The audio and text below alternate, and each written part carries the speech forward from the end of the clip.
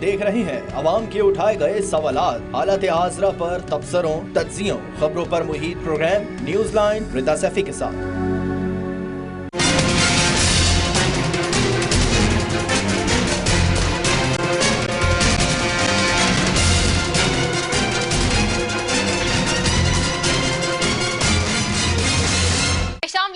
मैं हूं रिदा सैफी। नाजरीन, कल साबिक वजीर आजम इमरान खान की तौहीन अदालत केस में बरियत पर मरियम नवाज ने ट्वीट करते हुए लिखा था कि तौहीन तो हुई है और पूरी दुनिया के सामने हुई है, सो केस खारिज हो गया। कहने के बजाय ये कहना ज्यादा मुनासिब है कि फितना को माफी मिली है, दरगुजर हुआ है। और इसके अलावा भी बहुत दफा हमें पता चलता है कि हुकूमत बार बार साबिक वज़ीर आज़म इमरान खान को लाडला कह के पुकारती है। इदारों का लाडला, कभी अदलिया का लाडला, कभी किसी का लाडला और कभी अवाम का लाडला। तो ये सारे खिताबात और सारे अलकाबात हुकूमती जमातों ने वज़ीर आज़म साबिक इमरान खान को दिए हुए हैं। लेकिन आज की कुछ ताज़ा खबरों पे नज़र डालते हैं। आपको सिर्फ आज की कुछ खबरें हैं जिनके ऊपर मैं बताती हूँ, पढ़ के थोड़ी सी सुनाती हूँ तो आपको पता चलेगा कि लाडला और प्यारा कौन है इस मुल्क में। पहली खबर थी आज की दिन की, जब मैं सुबह उठी तो देखा कि जी मनी लॉन्ड्रिंग केस में वजीर आजम को हाजिरी से इस्तिस्ना मिल गई, शहबाज शरीफ साहब को। दूसरी खबर थी कि लाहौर हाई कोर्ट के हुक्म के बाद मरियम नवाज को उनका पासपोर्ट वापस मिल गया। फिर तीसरी खबर थी आज ही के दिन की कि वजीर इत्तलात सिंध शर्जील इनाम मेमन का नाम ECL से सिंध हाई कोर्ट ने निकालने का हुक्म दे दिया। अब ये बताए कि इन सारी खबरों के बाद लाडला कौन है। ये समझ से बाहर है, जो हर रोज नित नए केस में बिला जवाज पेशियां भुगत रहा है और माफिया मांग रहा है वो, या फिर वो तमाम लोग जो हुकूमत में आते ही बेनिफिशरी हो गए हैं किसी न किसी तरह से, किसी न किसी तरीके से, कभी किसी इदारे के थ्रू, कभी किसी इदारे के थ्रू। क्या वो सारे लाडले हैं या फिर साबिक वजीर आजम इमरान खान लाडले हैं? दूसरी तरफ अगर हुकूमत की कारकर्दगी का जायजा लिया जाए और दयानतदारी से इसका तज्जिया किया जाए तो इस तकलीफदेह हकीकत का इंशाफ होगा कि वतन हजीज में हुक्मरानी किसी भी पार्टी की हो, वो मुख्तदर तबके को गैर जरूरी मरात, गैर जरूरी सहूलतें और गैर जरूरी इख्तियारात देकर अवाम को बेख्तियार करने की पॉलिसी पर अमल पैरा रहती है। अवाम की जिंदगी महंगाई की चक्की में पिसी जा रही है और अजीरन हो चुकी है। यहाँ तक के बुनियादी अशय जरूरियात भी अवाम से दूर होती जा रही हैं। आटे जैसी बुनियादी शय की कीमत भी 120 रुपए फी किलो तक पहुंच गई है। मगर सिंध हुकूमत की ही बात करें तो सुई उनकी अभी तक 65 रुपए फी किलो पर अटक गई है। आज वजीर बल्दियात नासिर हुसैन शाह ने एक प्रेस मीटिंग की, क्या कहा उन्होंने, आइए वो सुन लेते हैं। जो हमारे हिस्से की जो गंदम उनको मिलती है उसका आटा जो है वो 65 रुपए किलो के हिसाब से वो लोगों को दिया जाए। उसके लिए हर जगह पे स्टॉल लगवाए गए हैं पूरे सूबे में और इस चीज़ को इंश्योर किया जा रहा है। देखिए, गंदम मार्केट में उसका रेट ज़्यादा है, फ्लोर मिलें सिर्फ उस गंदम को ही यूज़ नहीं कर रही जो उनको गवर्नमेंट की तरफ से सब्सिडाइज दी जाती है, बल्कि वो मार्केट से भी उनकी परचेजिंग होती है, इंपोर्ट जो गंदम है वो भी ले रहे हैं। तो हम उनको पाबंद जो करते हैं वो उस सिर्फ जो उनको सब्सिडाइज गंदम दी जाती है उसके रेट के लिए कि वो 65 रुपए फी किलो के हिसाब से मुहैया की जाए। दूसरी जानिब हुकूमत सिंध ने ही बल्दियाती इंतखाबात को भी एक मरतबा फिर मुलतवी करने के लिए दरख्वास्त दे दी है और दे दी थी और इसकी वजूहात की तवील फहरिस्त भी गिनवा दी थी। उस पर कल PTI रहनुमा फिरदौस शमीम नकवी ने अपने एक वीडियो बयान में इंतखाबात ना कराने की क्या वजह बताई थी, आइए पहले वो सुन लेते हैं। पिछले दिनों आपको याद है कि इलेक्शन की तारीख आने से पहले ये तीसरी दफ़ा तारीख आ रही है। नासिर हुसैन शाह ने बयान दिया था कि हम इलेक्शन कराने को तैयार हैं। अब वज़ीर आला सिंध और अब उनके लॉ मिनिस्टर दोनों इस बात का इजहार कर रहे हैं कि ना वो पुलिस दे सकते हैं ना वो अमला दे सकते हैं और इलेक्शन कमीशन फिर मजबूर हो गया है। असल मजबूरी ये है कि उन्हें इस बात का एहसास है कि वो इलेक्शन हार चुके हैं। लेकिन इलेक्शन कमीशन ने इस पर हुकूमत सिंध की कराची में बल्दियाती इंतखाबात की इल्तवा की दरख्वास्त मुस्तरद कर दी है। आज इलेक्शन कमीशन ने कहा है कि इंतखाबात के दौरान अमन व अमान बरकरार रखने सूबाई हुकूमत और कानून नाफिज करने वाले इदारों की जिम्मेदारी है। इलेक्शन कमीशन ने हिदायत की है कि सूबाई हुकूमत कराची में इलेक्शन के दौरान पुलिस तैनाती की यकीन दहानी कराए। सिंध हुकूमत ने इलेक्शन कमीशन को खत लिख के बल्दियाती इंतखाबात में सिक्योरिटी फराहम करने से मुआजरत कर ली थी। कराची और हैदराबाद डिवीजन में 3 माह के लिए इंतखाबात मौखर किए जाए, ये वजाहत और ये रीजन भी पेश किया था। जबकि इलेक्शन कमीशन ने कराची में 23 अक्टूबर को बल्दियाती इंतखाबात कराने का ऐलान जो कर रखा है, उसी पर अब तक अपना फैसला जाहिर किया है। दूसरी जानिब नाज़रीन, मुल्क की मईशत तबाही के दहाने पर कड़ी है। अगर इंतहाई पुरुमीद नुक्ता नजर से देखा जाए तो भी यह अभी खतरे से बाहर नहीं निकली है। हमारे नए वजीर खजाना इस बहरान से निकलने के लिए महफूज रास्ते की मनसूबाबंदी के लिए एक दिन में दर्जन भर मीटिंग कर रहे हैं। तो जुलाई और अगस्त में आने वाले तबाहकुन सैलाब के बाद तकरीबन 3.25 करोड़ अफराद बेघर अभी तक अपनी जिंदगी की तामीर नौ शुरू करने से कासिर है, मगर मुत्तहदा हुकूमत की तरजीहात कुछ और है और उनके दिन रात सिर्फ अपने मुकदमात खत्म करवाने और साबिक वजीर आजम इमरान खान पर नित्य नए मुकदमात करने में नजर आ रहे हैं। आर्मी चीफ की तैनाती के हवाले से यही कल बात करते हुए यूसुफ रजा गिलानी ने साबिक वजीर आजम ने क्या कहा, ये वो सुन लेते हैं। देखें, बहुत सिंपल है और उसको इन्होंने बिगाड़ दिया है। पहली बात यह है कि जब आईन पाकिस्तान में कॉन्स्टिट्यूशन में पहले होता था कि president as the chief executive appoint करता था आर्मी चीफ। जब हमारी हुकूमत बनी तो हमने अमेंडमेंट इन द कॉन्स्टिट्यूशन किया और सदर साहब ने तमाम इख्तियारात पार्लियामेंट को दे दिए और पार्लियामेंट की सुप्रीमेसी जो थी हमने उसको डिटरमिन किया। उसके मुताबिक प्राइम मिनिस्टर जो है उसकी एडवाइस पे आर्मी चीफ जो है वो तैनात होता है। तो इसलिए उनको फिक्र करने की इमरान खान को ज़रूरत नहीं है। जी, तो ये यूसुफ रजा गिलानी साहब कल आर्मी चीफ के अपॉइंटमेंट के हवाले से एक मरतबा फिर बात कर रहे थे। बहरहाल ये सारे मामला तो चाहे आर्मी चीफ के अपॉइंटमेंट का मामला हो या फिर कोई और मुल्क के दीगर मामला, तो इन तमाम अहम इशूज़ के ऊपर बात करेंगे जी आज। और फिरदौस शमीम नकवी साहब पाकिस्तान तहरीक इंसाफ से, सेंटर गौस साहब मुस्लिम लीग नून से और साजिद झोके साहब पाकिस्तान पीपल्स पार्टी से हमारे साथ प्रोग्राम में पैनल में शामिल होंगे। सबसे पहले फिरदौस शमीम नकवी साहब और सेनेटर गौस हमारे साथ मौजूद हैं, उनकी तरफ जाऊंगी। First of all centre Ghaus Sahab आपकी तरफ आऊंगी। सेंटर गौस साहब ये बताइएगा कि जैसे कि हम देख रहे हैं कल इमरान खान साहब की तौहीन अदालत केस में बरियत पे मरियम नवाज साहबा ने, मैंने आगाज में बताया, उन्होंने ट्वीट किया, ट्वीट करते हुए लिखा भी और लाडला लाडला आप लोग कह रहे उन्हें, लेकिन लाडला कौन है? आज की ताज़ा खबरें आपने पढ़ी ली होंगी सारी और मैंने सुना भी दी आज प्रोग्राम में शुरू में। तो इन खबरों को देख के तो लाडला और सारी जो पर्क्स एंड प्रिविलेजेस हैं और सारे जो बेनिफिट्स हैं उनको लेने वाले तो आप लोग नजर आ रहे हैं अपेरेंटली। बिस्मिल्लाहिर्रहमानिर्रहीम। रिता, देखें, ये जो high court Islamabad high court ने ये फैसला दिया है उसका नोटिस ही खुद लिया था और खुद ही माफ कर दिया तीसरी पेशी पे। उसने कहा कि जो उसमें खान साहब ने ये कहा था कि मोअज़्ज़िज़ जज साहब को शर्म आनी चाहिए, जिसकी वजह से नोटिस लिया। अब ये एक बहुत इमरान खान के पैक लीडर का अदलिया को ये कहना तो मेरे ख्याल में तो बहुत बड़ा एक संगीन जुर्म था। हमारे जो बंदे जिनको सजा हुई थी शायद गालिबन उन्होंने कोई इस किस्म की बातें की होंगी, उन्होंने तो गैर मशरूत पहले तारीख की माफी मांग ली थी, इसके बावजूद सजाएं दी गई। तो खान साहब को इतनी अगर सख्त अल्फाज के बाद अगर माफ कर दिया गया है और ये भी कहा है कि हमें खान साहब की नीयत पे शक नहीं है, अगर बात नीयतों की है तो नीयतों पे सब हाल तो फिर अल्लाह ताला जानता है। फारन अदलिया को खुद नोटिस लिया तो खुद माफ कर दिया है, ये अदलिया जाने और वो हो जाने। अभी आपने बात की लाडले की कि जी पहले आपने फरमाया कि जी शहबाज शरीफ साहब को अदालत से हाजिरी से इस्तिस्ना कर दिया गया है, मरियम नवाज साहिबा का पासपोर्ट मिल गया है। हाँ। दूसरी तरफ सूबाई हुकूमतें जो आपके इस वक्त इत्तेहाद में शामिल हैं, कई अरसे से उनके रहनुमा बेड पे पड़े होते थे, ड्रिपें लेके अदालतों में जाते थे ड्रिप स्टैंड्स के साथ, आज वो हम देख रहे हैं कि जी ECL से उनके नाम निकल रहे हैं। तो ये सारी चीजें आप लोग को भी तो अदालतों से रिलीफ मिल रहा है फिर अगर ये कहा जाएगा जो आप कहते हैं कि खान साहब को अदालतों से रिलीफ मिल रहा है, तो आपको अदालतों से रिलीफ नहीं मिल रहा क्या? अच्छा, ट्रांजैक्शन तो हाँ।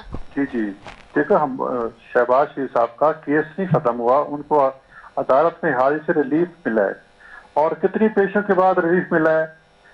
104 पेशियां भुगत चुके हैं शहबाज शरीफ साहब ने। 50 में तो मैं उनके साथ गया था और 50 पेशियों में मैं, अब एक 404 पेशियों पे अगर किसी के खिलाफ न कोई मवाद मिल रहा है, न कोई सबूत मिल रहा है, उसके बाद अगर अदालत कहती है ठीक है तुम्हारे पास मुल्क का एक बहुत बड़ा ओहदा है, अगर आप अदालत से आपका नुमाइंदा आ जाया करे, जब जरूरत पड़ेगी तो बुला लेंगे, तो इसमें मेरे ख्याल में कोई अचंभे वाली बात तो नहीं है। इस पे आप अगर कहें कि जी ये बहुत बड़ा रिलीफ मिल गया, मेरे ख्याल में तो 104 पेशियों का हिसाब लेना चाहिए कि 104 पेशियों पे नैब ने क्यों नहीं अपना केस पेश किया।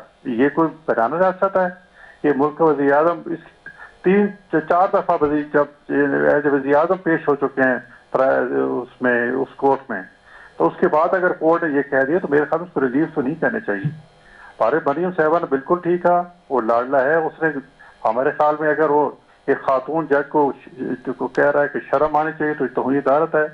अगर अदालत समझती है भाई गलत ठीक है, तो उन्होंने माफी मांग ली, उस पे माफी हो गई ना। आप लोगों ने भी तो अब एवनफील्ड रेफरेंस में मरियम नवाज साहिबा को कितनी बड़ी छुट्टी और रिलीफ मिल गया है। नहीं, पासपोर्ट मिला है, रिलीफ क्या मिला है? पासपोर्ट हाई कोर्ट से, और ये पासपोर्ट के लिए जो भी ईज हो रही है ना, अब ईज हो रही है क्योंकि आप लोग ही कहते थे कि आप लोगों के ऊपर सख्ती है, आप लोग को सख्ती से निपटना पड़े। अब आपको मरियम साहिबा को कुछ तो 3 महीने पहले जब अपने ऑपरेशन के लिए लंदन जाना चाह रही थी तो 4 बेंच बने, एक बेंच बना, दूसरा बेंच बना, तीसरा बना, सारे टूट गए। चौथे बेंच में मरियम साहिबा ने दरखास्त वापस ले ली कि भाई मैं इनको अदालत को इत्तेहाम में नहीं डालना चाहती और मैं उस दरखास्त ही अपनी वापस ले ली थी। तो हमारे साथ तो आप उनको जो उनको रिलीफ मिल रहा है और हमारे साथ इसको कंपेयर न करें। खान साहब तो कल भी क्या फरमा रहे थे? कतगलाई माफी, लेकिन मुल्क में सियासी जमातें इस वक्त जो बड़ी सियासी जमातें वो आप लोग 3-4 ही है ना, तो उसमें मैं आप लोग कोई कंपैरिजन नहीं करूंगी आप सबका, तो फिर किसके साथ करूंगी मुझे बताएं। नहीं, कंपेरिजन आप भी करें, लेकिन जैसे आपने फरमाया ना कि जी शहबाज शरीफ साहब को अगर 104 पेशी के बाद इस्तिस्ना मिला है हाजिरी से, क्योंकि उसकी जिम्मेदारी है, तो एक उसका राइट बनता है कि एब्सकॉन्डर थे वो आके वजीर खजाना बन गए। मतलब ये इतने बड़े बड़े रिलीफ मिल रहे हैं और क्या है, सुन रहे हैं नवाज शरीफ साहब भी वापस आ रहे हैं। मेरी बात सुने ना, मेरी बात सुने। 60 के खिलाफ सिर्फ जो उसके खिलाफ जुर्म था ना, उसके लिए वो अदालत हाजिर दे दी और 2 साल आपने ऐसे लगाए रखा कि ये स्कैंडल। ये स्कैंडल तो इमरान खान भी 3 साल जो है 14 से लेकर 17 तक स्कैंडल है अदालत से। जब उन्होंने टीवी पे और पार्लियामेंट में हमला किया था, उसकी तरफ केस था, तो 3 साल अदालत ने तो उनको इश्तिहार भी करार दे दिया गया था।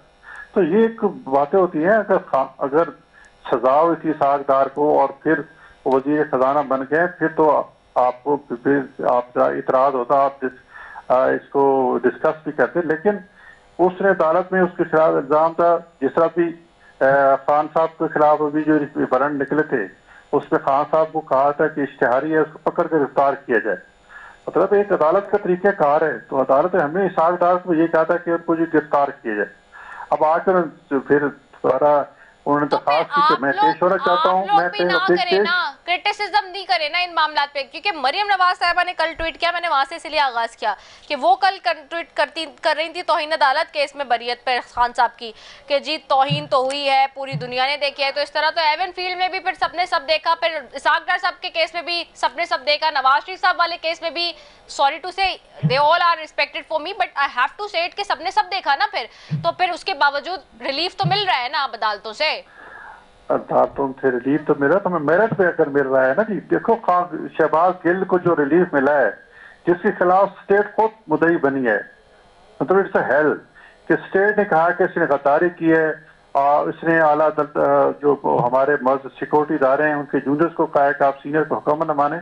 इससे बड़ी क्या दुश्मनी हो सकती है मुल्क के साथ? ठीक है। उनको अगर फिर रिलीफ मिल गया, फिर इमरान खान को जमानत मिल गई, इमरान खान को पहले भी रिलीफ मिल गया। सुप्रीम कोर्ट के जब धरने को जब ये लॉन्ग मार्च दे के आ रहा था 25 मई थी गालिबान जिस दिन, तो उस दिन सुप्रीम कोर्ट ने कहा कि जी आप यहाँ नहीं आ सकते, इसके बावजूद वो पहुंच गया। फिर अदालत ने कहा कि शायद उनको पहुंचा नहीं होगा, तो शायद तो इत्तला नहीं पहुंची होगी। जब इस किस्म की बातें जज साहबान करना चाहें तो फिर तो हमें सोचना चाहिए कि लाला तो बहरहाल है, आप माने ना माने, लेकिन दुनिया यही कहेगी कि लाडला है। अच्छा चलें ठीक है जी, ये आपका मानना है कि वो लाडले हैं। मैं ज़रा फिरदौस शमीम नकवी साहब की तरफ भी चले जाऊँ। फिरदौस शमीम नकवी साहब, फिरदौस भाई, ये देख रहे हैं हम सेंटर गौस साहब जैसे कह रहे हैं, आपने आई डोंट नो आगाज़ में मिस किया या सुना, सारे मैंने शॉर्ट्स भी चलाए आज हम, और आज की मैंने ताज़ा खबरें भी बताई कि जी मनी लॉन्ड्रिंग केस में वज़ीर आज़म को हाजिरी से मुस्तकिल इस्तिस्ना मिली, लाहौर हाई कोर्ट के हुक्म के बाद मरीम नवाज साहिबा को पासपोर्ट मिल गया, शर्जील इनाम मेमन का नाम ECL से निकालने का हुक्म आ गया। तो ये एक के बाद एक हम देख रहे हैं कि कहा साबिक वज़ीर-ए-आज़म इमरान खान साहब को लाडा जा रहा है, उनकी बरियत पे गम और गुस्से का इजहार किया जा रहा है ट्विटर पे हर तरफ, लेकिन यहाँ भी हम देख रहे हैं कि रिलीफ एक के बाद एक मिल रहा है सबको। जी पहली चीज रिदा, मैंने बातें सुनी जी, दुनिया में कहीं ये नहीं हो सकता कि लोग वो कानून साजी करते हैं जिसका फायदा उनको खुद पहुंच रहा हो। ये सारे फवायद नैब के ऑर्डिनेंस को नैब के लॉज को तब्दील करने के हुए कि आपने असूल ही सारे चेंज कर दिए। फॉरेन एविडेंस नहीं मानेंगे तो वो चला गया, कैलेबरी फंड का मसला खत्म हो गया, जो इंफॉर्मेशन बाहर से आती थी वो नहीं मानी जाएगी, जो केस 6 महीने से ज्यादा पुराना हो गया उसको खारिज कर दे, जो 50 करोड़ रुपए से कम रकम का हुआ उसको फारिग कर दे, और सबसे बड़ा कि अब इनको नहीं साबित करना कि ये बेगुनाह है, नैब को साबित करना है कि ये गुनाहगार है। क्या कमाल की बात है। आज भी शरीफ खानदान के लोग जो है एवनफील्ड अपार्टमेंट में रहते, खुद नवाज शरीफ भी रहते, बिल्कुल, उनके बेटे भी रहते, लेकिन ये बताने को नहीं तैयार कि इसका असली मालिक कौन है, जबकि उनके बेटों का बयान मौजूद है कि इसकी अल्हम्दुलिल्लाह मालिक हमारी बहन है, और बहन कहती है कि मेरी कोई प्रॉपर्टी नहीं है, पाकिस्तान में भी नहीं है, बाहर नहीं है। तो इनमें से सच्चा कौन है? और इनके सच बोलने की तो आपको मिसाल ले लेना, खान साहब ने ये मान लिया कि इस मुल्क में जो टेस्ट हुए थे वो मैनिपुलेट किए थे। मैनिपुलेट किसने किए थे? एस्टेब्लिशमेंट में किए थे। एस्टेब्लिशमेंट में कौन मैनिपुलेट कर सकता है वो मेरी जबान से नहीं कहलवाइए। आपका टीवी स्टेशन भी बंद, ठीक है ना। किसने? कि बनाना रिपब्लिक बन चुका है पाकिस्तान इन लोगों के तहत, इसमें कोई शक रह गया है? ये अदालतें रहे हैं कि इस मुल्क की कि उन्हीं ने नवाज शरीफ को जाने दिया बगैर जमानत के 150 रुपए के कागज के ऊपर, और उसके बाद उसने एक प्लेटलेट रिपोर्ट जो है नहीं सबमिट कराई। क्या जाते ही जहाज में बैठते ही प्लेटलेट्स ऊपर हो गए जो 15,000 से नीचे थे, जिसमें यह था कि वो किसी वक्त भी मर जाएगा। और क्या पहली दफा नवाज शरीफ ने झूठ बोला है? क्या भूल गए मुशर्रफ के जमाने में ये कह के गया था कि मैंने कोई माफीनामा नहीं साइन किया? तो मुशर्रफ साहब ने क्या कर दिया, वो माफीनामा सामने रख दिया। जब इनसे नवाज शरीफ से किसी ने बंदूक रखी थी सर पे, उन्हें कहा था कि मेरे पास सारे सबूत है कि हमने ये एवनफील्ड के अपार्टमेंट किस तरह खरीदे, हम पूरी मनी ट्रेल देंगे। 3 दफा कौम से खिताब करके कहा था, और जब वक्त आया तो क्या कहा? कतरी खत। और क्या पहली दफा कतरी भी आया था? कतरी केस तो हुदैबिया पेपर मिल्स में भी आया था। तो जब इनको कोई खत होता है तो एक सुलेमानी टोपी इनके पास है जिसका नाम है कतरी खत, ये फौरन वो पहन लेते हैं और इनके सारे गुनाह धुल जाते हैं। जिन इनकी अदालतों में पेशी की बात करते हैं उस पे तो आसिफ जरदारी फार्मूला लगाया था जो फारूक नायक ने डेवलप किया है।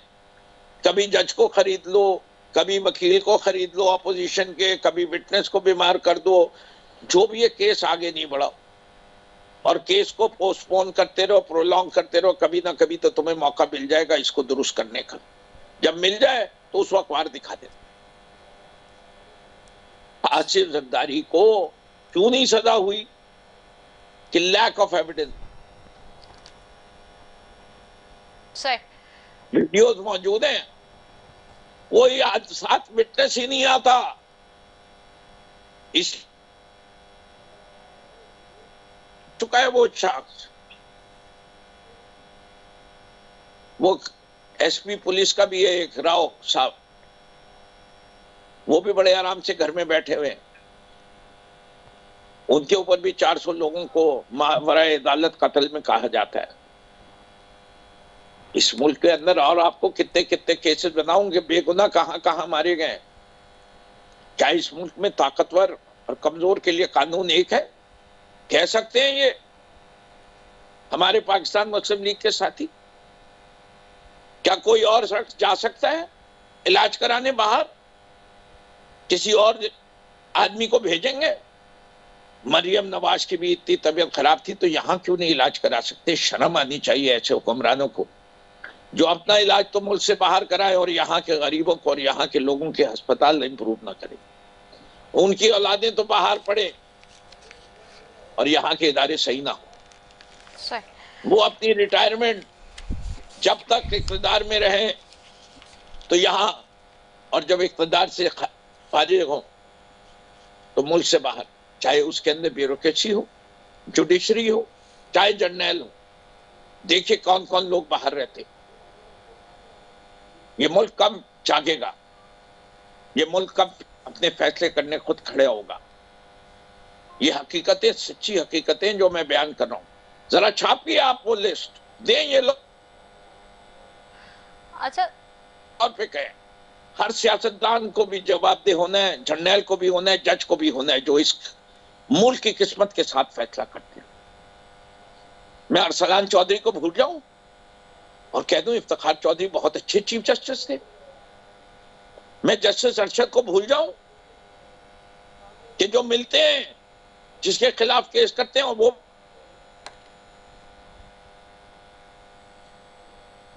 ये कौन से मुल्क की बात कर रहे हैं? ये कौन से कानून की बात हो रही है?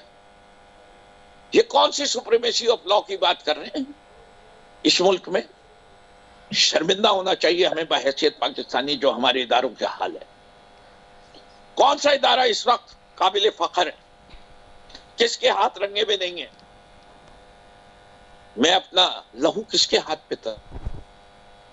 सारे शहर ने पहने में दस्ताने। 75 साल बाद मेरी कौम का हाल क्या है? मेरी आंखों से आंसू निकलते हैं और ये आंसू पानी वाले नहीं है, खून के आंसू। नजर नहीं आ रहे होंगे। पूछे तो दर्द दिल कोई मुझसे कि सारी जिंदगी लगा दी इस ख्वाहिश के अंदर कि मैं भी किसी दिन ऐसे मुल्क का बाशिंदा होऊंगा जो सर फख्र से बुलंद करके जाऊं। पिछले 26 साल से तो ये जद्दोजहद कर रहा है कि कभी ना कभी तो इस मुल्क में एक रास्त हुकूमत आएगी, सच बोलने वालों की हुकूमत आएगी। इस मुल्क के अंदर कानून की बालादस्ती होगी। इस मुल्क में गरीब के लिए दर्द होगा।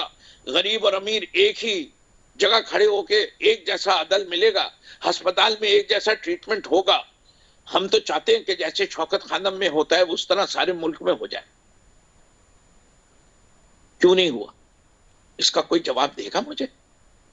ये बड़ी बड़ी भाषण और तकरीरें करने वाले दे ना। आज बताएं कि मेरा मुल्क मलेशिया क्यों नहीं है, बताएं मेरा मुल्क तुर्की क्यों नहीं है, बताएं मेरा मुल्क बांग्लादेश जैसा क्यों नहीं है। बांग्लादेश तो पाकिस्तान के बाद आजाद हुआ है। आज बांग्लादेश की पर कैपिटा इनकम हमसे ज्यादा है। क्यों? कि उनके लीडर सच्चे थे, उनके लीडर हमारे लीडरों से बेहतर थे, वहां के इदारे मजबूत थे, वहां अदालतें इंडिपेंडेंट थी, वहां की फौज जमहूरियत के साथ इंटरफेयर नहीं करती थी। इसके वहां भी फौज ने इंटरफेयर किया। ये नहीं है जनरल जियाउर रहमान हम भूले नहीं है, मुजीबुर रहमान का कू हम भूले नहीं है। वो सब होने के बावजूद भी वो हमसे ज्यादा आगे बढ़ गए। कोई बनेगी नेशनल कमीशन इस मुल्क में जो इस बात के कॉजेज निकाल के बताए पूरी कौम को कि आज पाकिस्तान पीछे क्यों रह गया। ये है असल मुकदमा। मुकदमा ये नहीं है जो आप पेश कर रही हैं या सवालात आप पूछेंगे। सवालात ये हैं, पूरी कौम पूछे ये सवाल कि कराची में इतनी लाशें बोरीबंद मिली, किसी को सजा नहीं हुई। बल्दिया की आग लगी, 321 लोग मर गए, कोई जिम्मेदार पकड़ा नहीं गया। सरों के साथ फुटबॉल खेलती हुई वीडियो तो सबने देखी, सजा किसी को नहीं हो रही।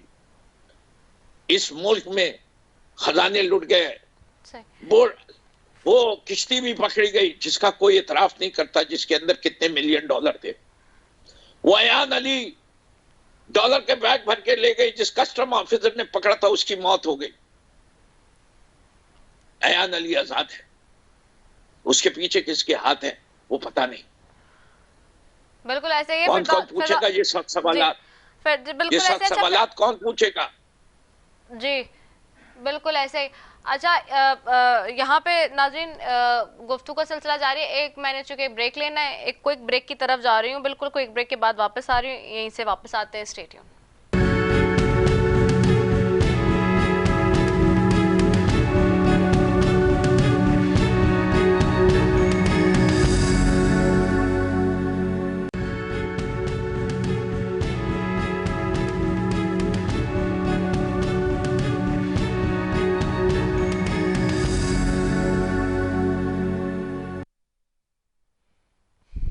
वेलकम बैक नाजरीन। ब्रेक पे जाने से पहले जी बात हो रही थी इस सारे मामले पे जो पॉलिटिकल आज डेवलपमेंट्स हैं। दूसरी तरफ नाजरीन अभी जैसे कि आगाज़ में आपने देखा, एक तो इलेक्शन कमीशन के मामले पे भी सिंध हुकूमत ने जिस तरह से कराची में बल्दियाती इंतखाबात के इल्तवा की दरख्वास्त के हवाले से बात की, उस पर इलेक्शन कमीशन का आज मौक़िफ़ आ गया है, उसके ऊपर भी बात करूँ मैं। सबसे पहले फिरदौस भाई आपकी तरफ तो आऊँगी, लेकिन साजिद झोंकिया साहब भी हमें ज्वाइन कर रहे हैं सिंध से। सूबाई वजीर बराए महकमा समाजी बहबूद है, आपको भी खुशामदीद कहती हूँ। Thank you so very much Sajid Jokhio साहब फॉर ज्वाइनिंग अस। फिरदौस भाई पहले आपकी तरफ आऊँगी, क्योंकि आपने एक वीडियो कल जारी की थी पैगाम, और वो इसी वजह से था, जाहिर सी बात है, क्योंकि सिंध हुकूमत ने इस बात को ख़ास तौर पे कैटेगोरिकली कहा था कि जी हम सिंध के अंदर तो इलेक्शंस नहीं करा सकते और बल्दियाती इंतखाबात भी आगे होने चाहिए, इट्स नॉट पॉसिबल। लेकिन आज इस सारे मामले पे इलेक्शन कमीशन का मौक़िफ़ भी सामने आ गया है, और उसने हुकूमत सिंध को कराची में बल्दियाती इंतखाबात के इल्तवा की दरख्वास्त मुस्तरद करके कहा है कि पुलिस की तैनाती को यकीन बनाया जाए। तो फिरदौस भाई अब आप लोग खुश हैं कि इलेक्शन कमीशन की तरफ से जो स्टेटमेंट आया है उसके बाद मुतमईन है? मैं बिल्कुल मुतमईन नहीं हूँ। आपने लगता है पूरा स्टेटमेंट पढ़ा नहीं। जरा आप उस स्टेटमेंट के आखिरी हिस्से पे जाइए, आखिरी 2 पैराग्राफ पढ़ लीजिए। जी बिल्कुल मैंने पढ़ा। आखिरी 2 पैराग्राफ में उन्हीं ने लिख दिया है कि वफाक ने बल्दियाती इंतखाबात के 1/4 रकम सिर्फ दी है और 75% रकम अभी दी नहीं है। एक दूसरी बात, उन्हीं ने ये नहीं कहा कि आईजी पुलिस झूठ बोल रहे हैं। वो ये भी नहीं कहा कि सिंध के वजीर आला ने जो बयान दिया है वो गलत है, और ये भी नहीं कहा कि जो नासिर हुसैन शाह साहब ने कहा था कि हम तैयार हैं इलेक्शन कराने के, इन दोनों में से कोई एक गलत है। सही। ये मुमकिन नहीं है कि इलेक्शन कमीशन भी सही हो, नासिर हुसैन शाह साहब भी सही हो, मुराद अली शाह भी सही हो और इंतखाबात हो रहे हो। ये कैसे मुमकिन है? इलेक्शन कमीशन का किरदार निहायत जो है अफसरदा है।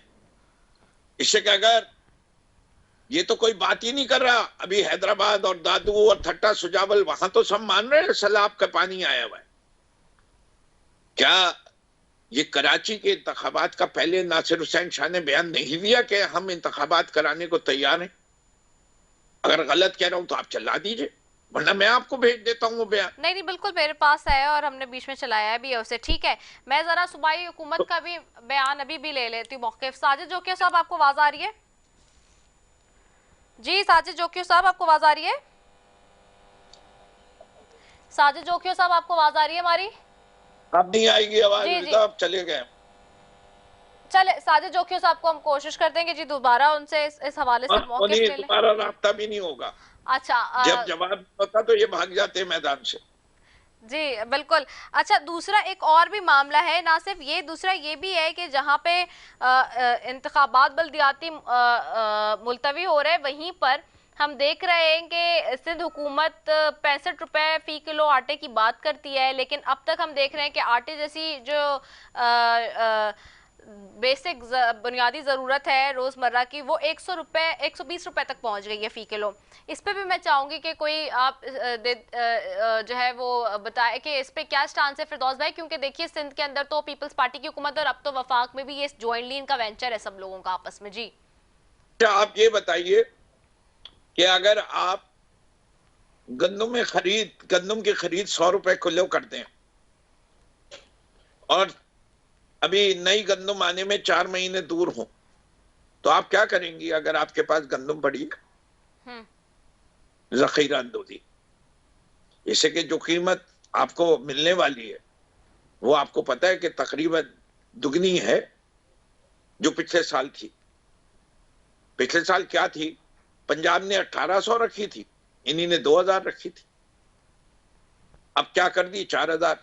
जब 4000 हो जाएगी तो वो उसका दिमाग खराब हुआ है कि वो गंदम अपनी बेच देगा। ये तो फिर हुकूमत के पास होने चाहिए इतने ज़खायर कि वो हर फ्लावर मिल को दे और उसको पाबंद कर दे कि तुम जो है 54 रुपए में मार्केट को दो, तभी वो 65 में बिकेगी। ठीक है, वेरी वेल पटेंडेंट। अच्छा, साजिद जोकियो साहब आ गए वापस जी, हमें ज्वाइन कर लिया। साजिद जोकियो साहब, आपको आवाज आ रही है?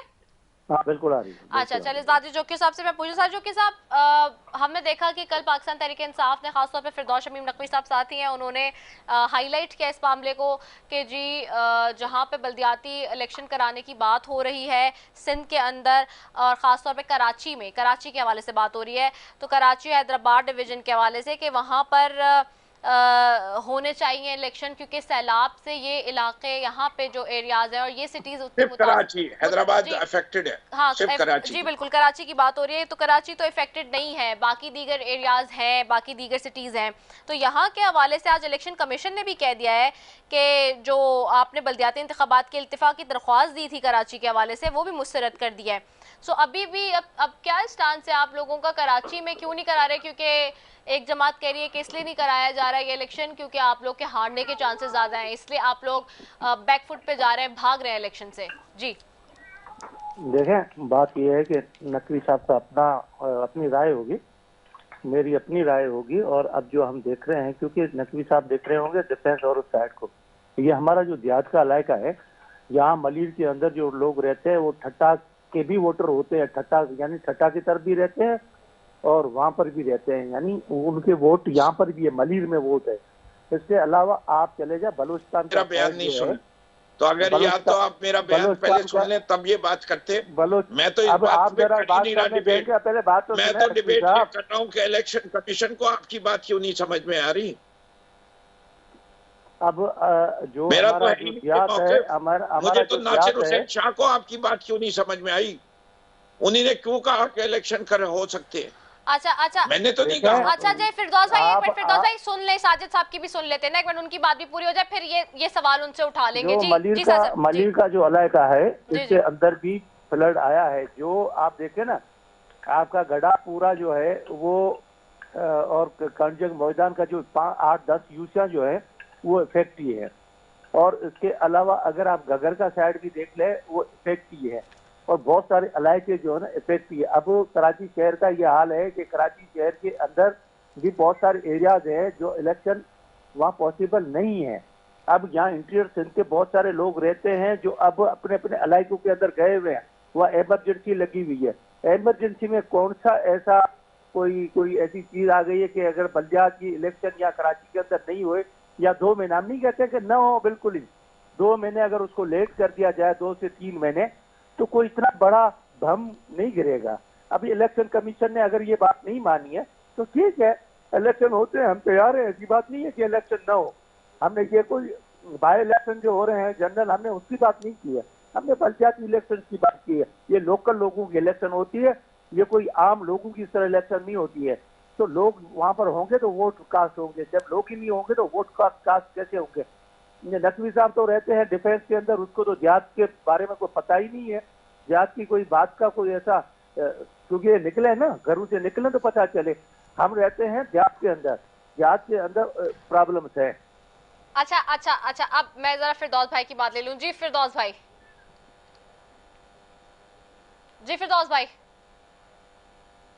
जी मुझसे क्या सवाल है? आपकी आवाज कट गई। नहीं फिरदौस भाई, वो साजिद साहब ने जो बात की है कि डिफेंस में रहते पता नहीं है आप लोगों को, निकलेंगे तो पता चलेगा। सिर्फ डिफेंस का मसला नहीं, बाकी पूरा शहर भी डूबा हुआ है, बहुत सारे इलाके भी मुतासिर हैं। नहीं, मैं तो उनकी इस बात को चैलेंज ही नहीं कर रहा। हाँ। मैं तो ये कह रहा हूं कि इलेक्शन कमीशन ऑफ पाकिस्तान या तो मुराद अली शाह को झूठा समझती है तो कहे, और अगर झूठा नहीं समझती तो इलेक्शन कमीशन को मान लेना चाहिए था, और अगर इलेक्शन कमीशन नहीं मान रही तो फिर सिंध गवर्नमेंट को कहना चाहिए कि इलेक्शन कमीशन एमको का है बना हुआ, इसलिए ये तो सच बोल रहे हैं। इसलिए इनका तो सच का आलम यह कि इनको ये पता नहीं है कि मैं रहता कहाँ हूं, इन्हीं ने मुझे डिफेंस का रिहायशी बना दिया। मैं आज तक डिफेंस में एक खत्ता कोई घर मेरा है ही नहीं। अव्वल तो मैं वैसे ही एक घर वाला आदमी हूं, मेरे 2-4 घर नहीं होते, बीवी भी एक ही है, घर भी एक ही है, ठीक है। तो मैं तो अरसे दराज से केडीए स्कीम नंबर 1 में रहता हूं, ठीक है, वो भी अमीरों का इलाका है, मैं इससे डिनाइड नहीं करता, लेकिन ये चार्ज लगाना, तो बिलावल भुट्टो को भी कुछ नहीं पता होगा सिंध के बारे में, वो तो रहा है हमेशा 70 क्लिफ्टन में है, उसको क्या पता गरीबों के कैसे रहते हैं। जुल्फिकार अली भुट्टो का कौन सा दर्द होना चाहिए था, वो शाहनवाज भुट्टो के घर में पैदा हुआ था, जो पाकिस्तान की 12 मौसमें बताता है, वो सर शाहनवाज भुट्टो के घर में पैदा हुआ था। के बारे में, सिंध के बारे में इसके माने एक हसास दिल सिर्फ उस वक्त होता है इंसान के जिस्म में जब वो उसका ताल्लुक उस लोगों से हो। ये जरूरी नहीं है कायदे आजम अली मोहम्मद अली जिन्ना ने पाकिस्तान बनाया था, वो भी मलाबार हिल्स के रहने वाले थे, आज भी उनके मकान की कीमत बॉम्बे में सबसे रईस इलाका माना जाता था, उस वक्त भी माना जाता था। तो ये फजूल के arguments, useless arguments, ridiculous arguments देने से कोई फायदा नहीं होता। हकीकत ये है कि ये अनसर्टेनिटी ऑन इलेक्शंस मस्ट, ठीक, इलेक्शन कमीशन ऑफ पाकिस्तान बैठे, सिंध गवर्नमेंट बैठे, वफाक बैठे, और जितने स्टेक होल्डर्स हैं उनको भी बिठाया जाए और एक दफा एक हतमी फैसला कर दे। 3 महीने बाद हो सकते हैं, 3 महीने का फैसला करें। ये तीसरी दफा पोस्टपोन करने की कोई तुक नहीं बनती। पोस्टपोनमेंट एक दफा करें, ओके, कीजिए, मजाक नहीं बनाइए। ये शेर आया की कहानी मत दोहराइए, इससे कि अब तो हमें यकीन नहीं रहा कि शेर आएगा। बैट आया। अगर इनको इस प्रपोजल पे कोई इतराज है कि चीफ मिनिस्टर साहब, इलेक्शन कमिश्नर साहब, आईजी साहब, चीफ सेक्रेटरी साहब एक दफा फैसला कर ले कि क्या स्कूल हैं, क्या सिक्योरिटी फोर्सेस हैं, क्या वो अमला मौजूद है। नकीवी साहब मेरी बात सुने, बात ये है कि सबने लिख कर दिया है, खाली सीएम साहब ने नहीं लिखा है, सबने वहाँ लिख कर दिया है, पुलिस फोर्स ने लिख कर दिया है, सबने लिख कर दिया है कि इलेक्शन अभी कराची के अंदर जरूरी नहीं है, उसमें 2-3 महीने दिए जाए हमें, तो इसमें कोई रॉकेट साइंस नहीं है। एक तरफ आपके हालात सही नहीं है, इमरजेंसी लगी है पूरे सिंध के अंदर। आप अगर गए होंगे कहीं जाकर देखा होगा तो उसका पता हो, क्योंकि आप लोग रहते हैं मोहम्मद अली सोसाइटी में, आप लोग रहते हो डिफेंस के अंदर, आप लोगों को गरीबों के तो हाल का पता नहीं है, क्यों गुर्बत वाले तो आप किसी की बात नहीं समझ आएगी अगर सब बोलेंगे। एक मिनट होल्ड ऑन। अच्छा चले, ये मेरे पास टाइम भी कम है। साजिद जोगी साहब एक और बात पे भी जरा जल्दी से कमेंट कर दें। आज नासिर शाह साहब ने एक और बात पे भी बात की है, और अभी की हुकूमत की तरफ से कि एक तरफ ये कहा जा रहा है कि 65 रुपए पे अटक गई है जी सिंध हुकूमत की सुई के, 65 रुपए जो फी किलो आटे की बात हो रही है, लेकिन अभी जो मार्केट में रेट आटे के चल रहे हैं वो 120 रुपए फी किलो में मयसर है। मार्केट्स में आप जाएं देखें तो ये प्राइस मैकेनिज्म तो लोकली आप लोग का अपना मामला है बिल्कुल डायरेक्टली, तो ये भी नहीं कंट्रोल हो पा रहा है इस वक्त। तो देखें हर जगह पर सेल लग रही है। मैं आज की बात कह रहा हूँ, आज मैंने अपने हलके के अंदर, यहाँ पर इस एरिया के अंदर मलिर के अंदर 65 रुपया किलो आटा बिका है। हर एरिया के अंदर वहाँ पर गवर्नमेंट ऑफ सिंध खुद वहाँ गाड़ियाँ भेज रही है और वहाँ सेल लग रही है 65 रुपया आटा। तो मैं समझता हूं कि अगर आज की मैं बात बता रहा हूं, मैं आज की बात बता रहा हूं कि हमारे इलाके के अंदर 65 रुपए किलो आटा बिका है। तो ये सारी चीजें हैं, खाली बातें ये नहीं होनी चाहिए। ये स्टोर्स पे, दुकानों पे ये सब कौन मेक श्योर कराएगा ये प्राइस लिस्ट को? क्योंकि जिसके पास जो दिल चाह रहा है वो अपनी मनमानी कीमतों पे चीजें दे रहा है। देखिए मेक श्योर गवर्नमेंट कराना है, गवर्नमेंट को कराना है, हम करा रहे हैं, हम हर जगह पर, और डीसी साहब को, हमारे हर जिले के डीसी को पावर दिए गए हैं, हम खुद भी जाते हैं, जाकर हम रेट पूछते हैं, हमें सबको करना चाहिए। ये सिंध गवर्नमेंट से हटकर जो अपोजिशन वाले हैं, जो एमपीएस हैं, हर कोई जाकर वहां पर अपने अपने इलाके के अंदर अपना मेक शो करवाएं रेड को। मैं आज अपनी में बात कर रहा हूँ कि 65 रुपए किलो आटा बिका है यहाँ पर। अच्छा, ये तो 1 लाख की आबादी है, 100 ट्रक चाहिए। वही पूछ रही साजिद जोखियो साहब। अच्छा, सवाल यही है कि ये तो सिंध हुकूमत कर रही है ना कि 65 रुपए फी किलो जो अभी ये दे रही है, वो सेल लगी है, जो भी आप बात कर रहे हैं, लेकिन ये स्टॉल लगाए। लेकिन अब सवाल ये है कि सरकारी नर्ख है क्या आटे का सिंध में, ये बता दीजिए आज प्रोग्राम के। तो क्योंकि हर जगह हर स्टोर पे तो अलग अलग पैसों में जिसका जो दिल चाह रहा है वो बेच रहा है।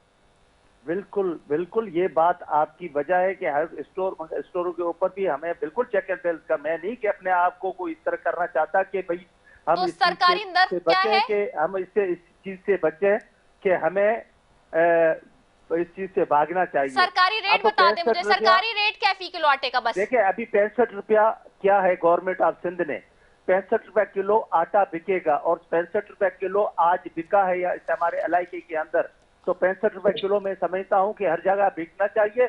और गवर्नमेंट ऑफ सिंध इसको बिल्कुल करेगी कि हम सारे मिलकर, उसमें डीसी हो, उसमें चाहे हमारे रेवेन्यू डिपार्टमेंट के एसीज वगैरह हो, और यहाँ हम जो एमपीएस हो या एमएनएस हो, हर जगह पर चेक एंड बैलेंस। क्योंकि अच्छा, तो ये मार्केट्स में डीसी इम्प्लीमेंट यही पैसे कराएंगे 65 रुपए जो आप बता रहे फी रुपए किलो आटा जो है? देखो, सिंध गवर्नमेंट में जो गवर्नमेंट अनाउंस करेगी तो उस पर वो जरूर करवाना पड़ेगा, वो डीसी करवाएगा। डीसी हिसाब होता है, गवर्नमेंट का मुलाजिम होता है, उसको करवाना पड़ेगा। क्योंकि जब कोई सीएम या कोई कैबिनेट फैसला करेगी उसके ऊपर नीचे सारे पाबंद होंगे। ठीक है, चले, बहुत शुक्रिया फिरदौस तमीम नकवी साहब आपका साथ जो कि आपका कि टाइम मेरे पास बिल्कुल खत्म हो गया है, 1 मिनट रह गया है मेरे बुलेटिन में भी स्टार्ट होने में, तो इसलिए मुझे वाइंड अप की तरफ जाना पड़ रहा है। This is a very long debate, but this is a very genuine issue directly related to the general public और आवाम के हवाले से हमेशा से हम बात करते हैं जी कि आवाम सबसे पहले हमारे लिए इंपॉर्टेंट है, अहम है, खास है, बाद में ये सब चीज़ें हैं जी जिसके लिए हम यहाँ बैठ के केस लड़ रहे हैं आवाम का। इसी के साथ अपनी मेज़बान सफी को इजाज़त, पाकिस्तान जिंदाबाद।